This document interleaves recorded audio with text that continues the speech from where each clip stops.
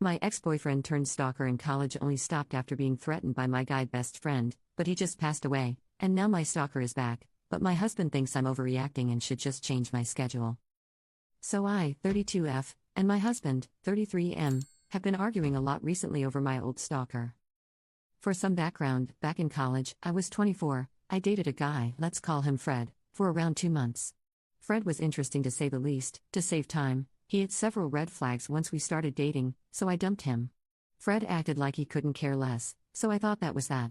A few months go by and I'm starting to see Fred everywhere. I see him at the grocery store I go to, my go-to-nail place, my favorite restaurants, etc. I thought it was just a weird coincidence, so I left it at that. A year after our breakup he starts messaging me, telling me he was the happiest with me and that he misses me so much. I called BS and blocked him. Then things escalated. Fred changed numbers every time I blocked him, made new social media accounts, and I strayed at seeing his car everywhere. I tried getting a restraining order against Fred, but since he hadn't done anything to me, they couldn't do anything. A few months later I was walking to my car at night. Fred coincidentally saw me walking alone and offered me a ride home. I said no, I had my own car and kept walking. Fred proceeded to get out of his car and tried pushing me to his car. I punched him and ran to my car. I drove away and luckily he didn't follow. I tried again to get a restraining order, but it was basically his word against mine. They gave me a temporary restraining order, but that's it. I was terrified of even walking outside and deleted all my socials. Thankfully a very close friend, let's call him Pete, stepped in to defend me. Pete ended up threatening Fred and I finally stopped hearing from Fred. I felt free and slowly got back into my normal life. Now to present day, I'm now married to my husband. I graduated from college and live alone with my husband. We moved to a nearby city and bought a house together. Sadly, a month ago Pete died during his sleep, and I was absolutely devastated. I've known Pete since I was in high school and he was my closest friend. To be honest, I'm still not over his death and sometimes I can't believe he's gone. But guess who heard about his death? That's right folks, Fred found out and is now back. I received texts from Fred a few days after Pete died. I now see him everywhere and he's insisting we talk. I just walk away and ignore him. I've reported him but nothing has happened, so I deleted my socials again. Friends have been telling me Fred has been asking around about me. He's asked if I moved, what am I doing lately, if I have other social media accounts, etc. I'm honestly terrified. I've moved since I finished college, but somehow I see him at my gym, grocery store, park, etc. It honestly makes me believe he never stopped watching me and it's terrifying. I've told my husband about everything and he says I'm overreacting or just plain ignores my concerns and changes the subject. I've argued that he doesn't care and he argues back asking what do I expect him to do. He says that Fred doesn't know where we live and that we'll just change gyms. My husband is telling me to just change my regular routine and stop going to certain places. He says it's no big deal and Fred is harmless. I'm like, Fred tried to force me into his car? How is that harmless? My husband has been distant ever since this started and I feel alone. I don't want to tell my friends in fear they will tell Fred. I can't go to my family because I'm in no contact with them. And of course my husband couldn't care less. I need advice. What do I do? Am I crazy? Should I just change my gym and my routine like how my husband says?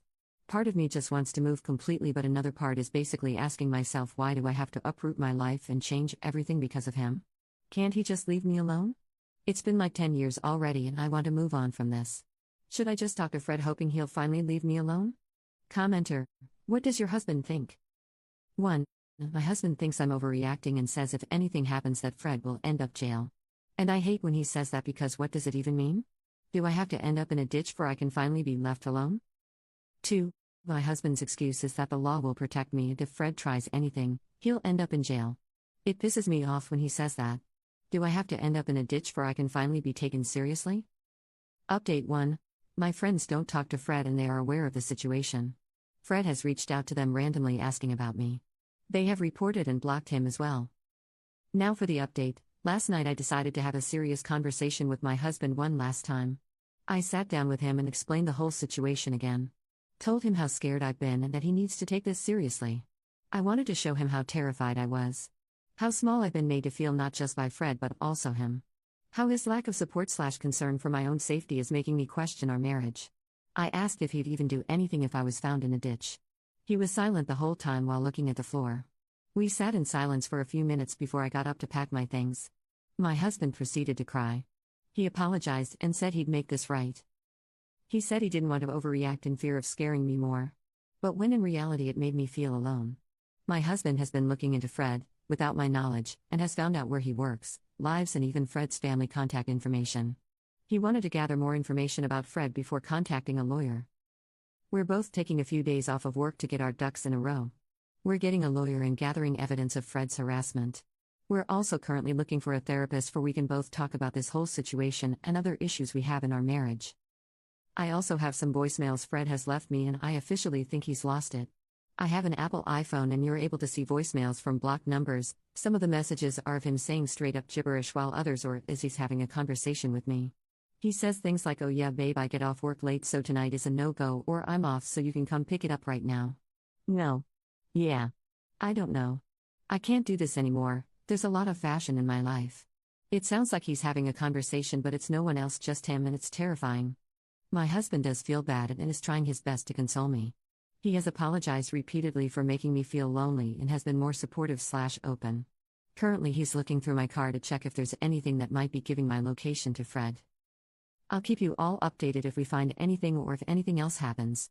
Thank you all for your advice and support. I posted another update, I think you can find it on my posts. Update 2. Wasn't sure if I should make an update but decided to anyways to maybe get some more advice. Thank you to everyone who gave me advice and encouragement. I finished listening to the book The Gift of Fear and it really opened my eyes to a lot. Now on to the update. After my husband didn't find anything in my car, I still felt something wrong, so I took people's advice and took my car to the mechanic. Told my mechanic about my situation and if he could take a look at my car. And to my horror, a couple days later, my mechanic found a small little cube that was placed hidden under my car. At first I really wanted to believe it was just part of my car or something. But my mechanic explained that it wasn't and it was deliberately hidden. The cube is really small and magnetic. I called my lawyer right then and told them everything. I got pictures of the GPS and where it was placed. I thanked the mechanic and drove to my lawyer's office.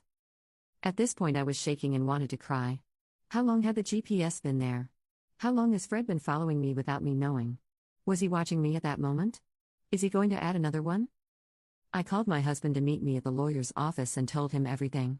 At the office I just wanted to disappear. I wanted to run away and not look back. I was terrified and I felt so violated. Knowing I was being watched for who knows how long. With everything we had gathered, my lawyer was able to get a temporary restraining that same day. We are currently going through the process of getting a restraining order where I'll have to go to court and see Fred again.